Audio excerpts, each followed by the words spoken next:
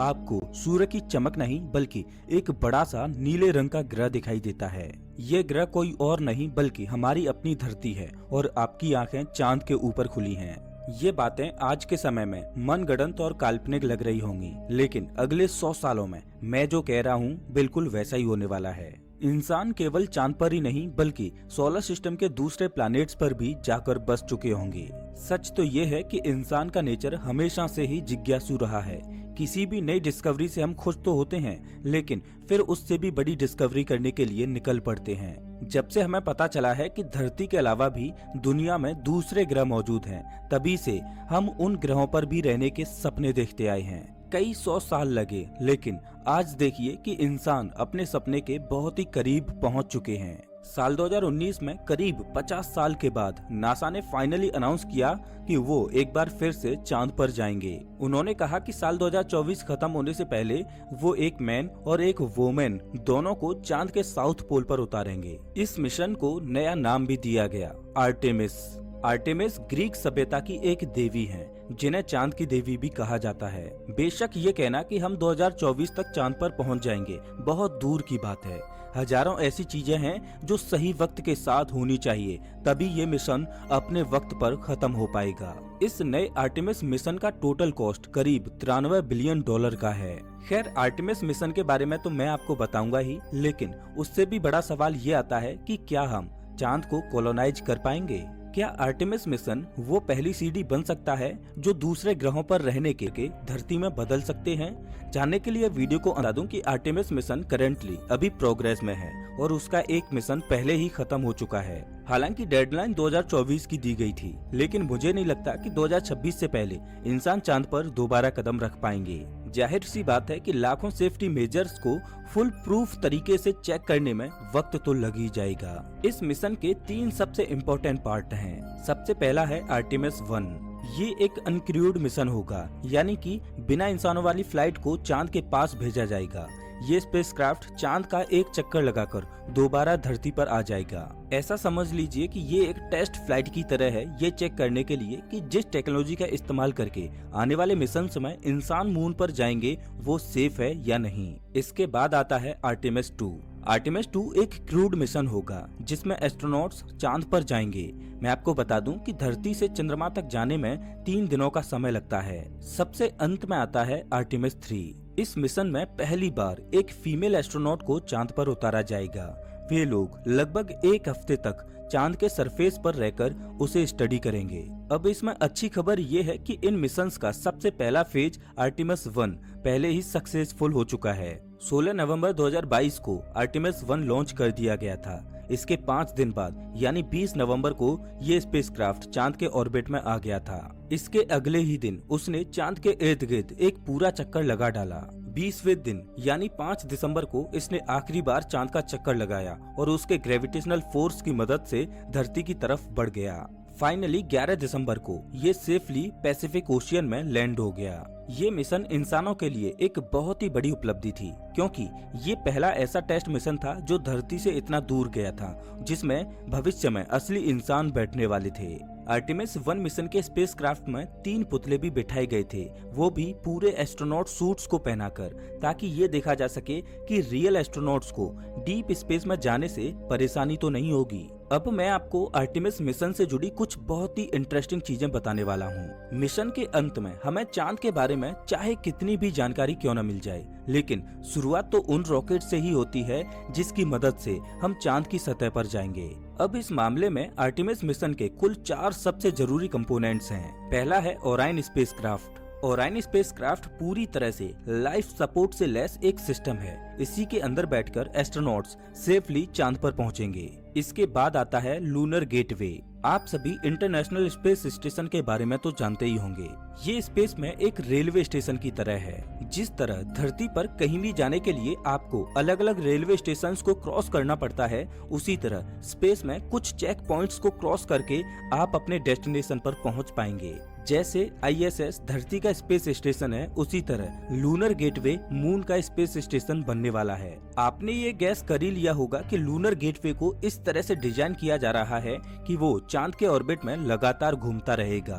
भविष्य में आने वाले जितने भी मिशन होंगे, फिर चाहे वो चांद पर ही जाना क्यों ना हो, चाहे मार्स पर जाना, लूनर गेटवे के द्वारा ही होकर जाएंगे। ओरायन स्पेसक्राफ्ट भी लॉन्च होने के बाद सबसे पहले लूनर गेटवे पर डॉक होगा। उसके बाद ही चांद पर एस्ट्रोनॉट्स को भेजने का मिशन आगे बढ़ाया जा पाएगा।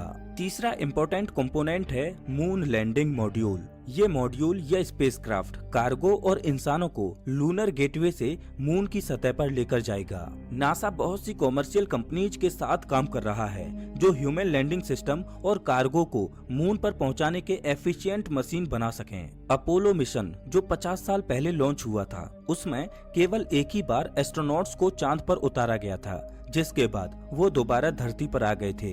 लेकिन इस बार जिस स्पेसक्राफ्ट से एस्ट्रोनॉट्स को चांद पर उतारा जाएगा, वो एक से ज्यादा बार चांद की सतह से लूनर गेटवे तक ट्रेवल करने वाला है। इसीलिए मून लैंडिंग मॉड्यूल का सेफ होना बहुत जरूरी है। अंत में इन तीनों कंपोनेंट्स को बांध कर रखेगा SLS रॉकेट, यानी स्पेस लॉन्च सिस्टम का रॉकेट। ये भारी भरकम रॉकेट स्टैचू ऑफ लिबर्टी से भी ज्यादा ऊंचा है और यही रॉकेट सभी चीजों को धरती के एटमॉस्फेयर के बाहर चांद तक लेके जाने वाला है। फिलहाल SLS दुनिया का सबसे पावरफुल रॉकेट है।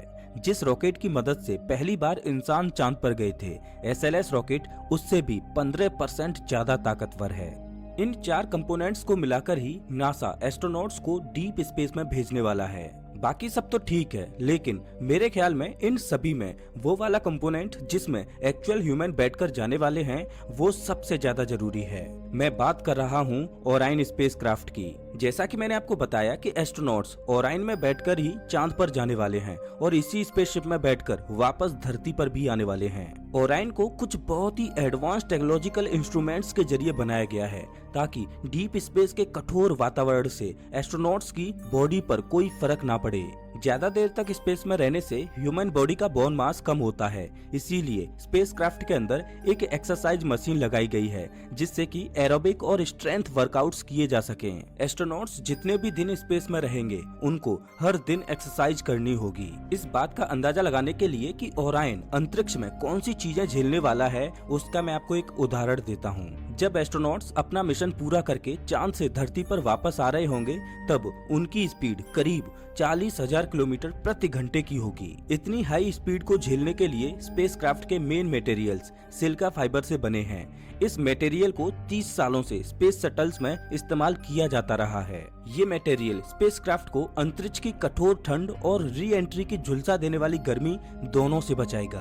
अब री एंट्री एक और बहुत बड़ी परेशानी है जिससे ओरायन को जूझना होगा। सबको पता है कि स्पेस से धरती पर आने के लिए एक स्पेसशिप तेजी से धरती के एटमॉस्फेयर में एंटर करती है। उस वक्त में धरती का एटमॉस्फेयर फ्रिक्शन और एयर रेजिस्टेंस को पैदा करता है, जिससे स्पेसक्राफ्ट को 5000 डिग्री फ़ारेनहाइट तक को झेलना पड़ता है। इस हाई टेम्परेचर हीट से स्पेसक्राफ्ट को हीट शील्ड नाम की एक टेक्नोलॉजी बचाती है। बाहर का टेम्परेचर भले ही हजारों डिग्री फ़ारेनहाइट का क्यों ना हो, लेकिन अंदर बैठे एस्ट्रोनॉट्स सिर्फ 70 डिग्री तक ही टेम्परेचर महसूस करेंगे। जब फाइनली ओरायन धरती के एटमॉस्फेयर में इतनी तेजी से एंटर कर जाएगा, तब टोटल 11 पैरासूट्स खोले जाएंगे ताकि उसकी स्पीड कम हो सके और वो सेफली समुद्र में लैंड कर सके। मैं आपको बता दूं कि नासा केवल अकेली एंटिटी नहीं है जो आर्टेमिस मिशन को अंजाम दे रही है, बल्कि बहुत सी कॉमर्शियल और प्राइवेट इंडस्ट्रीज भी हैं जिसके साथ मिलकर आर्टेमिस प्रोग्राम के अलग अलग सिस्टम्स को बनाया जा रहा है। जैसे कि एक्सप्लोरेशन ग्राउंड सिस्टम का प्राइम कॉन्ट्रैक्टर जेकोब्स नाम की कंपनी है। इसके अलावा एरोजेट रॉकेटडाइन, बोइंग,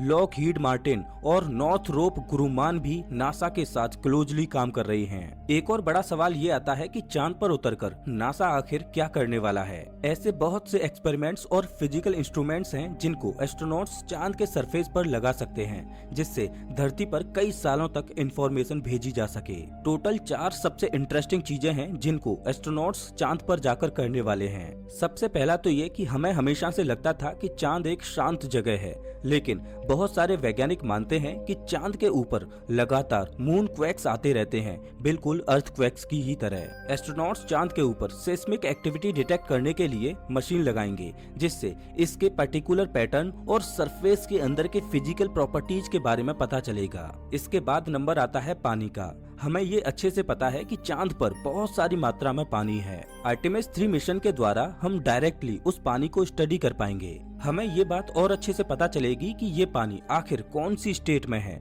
और ये चांद के कौन से एरिया में ज्यादा डिस्ट्रीब्यूटेड है। तीसरी जरूरी चीज जो हम चांद के सरफेस को देखकर जान पाएंगे वो है धरती का इतिहास। कई बिलियन साल पहले जिस बड़ी घटना ने धरती को आज ये रूप दिया है, बहुत ज्यादा चांसेज हैं कि वो घटना चांद पर भी हुई होगी, क्योंकि धरती और चंद्रमा इतने ज्यादा पास जो हैं। चांद के अलग अलग क्रेटर्स को देखकर हम धरती की हिस्ट्री के बारे में जान पाएंगे।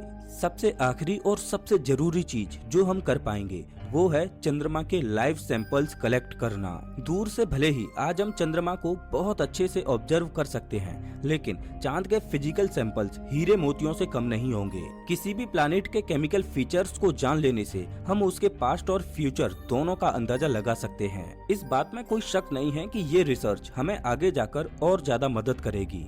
जब फाइनली हमारे पास ऐसी टेक्नोलॉजी आ जाएगी जिससे इंसान इन प्लैनेट्स पर कॉलोनीज बना सकते हैं, तो ये जानकारियां हमारे लिए बहुत जरूरी होंगी। आर्टेमिस मिशन में थोड़े बहुत डिलेज जरूर हो रहे हैं, लेकिन इसका मतलब ये है कि वैज्ञानिक इस मिशन को लेकर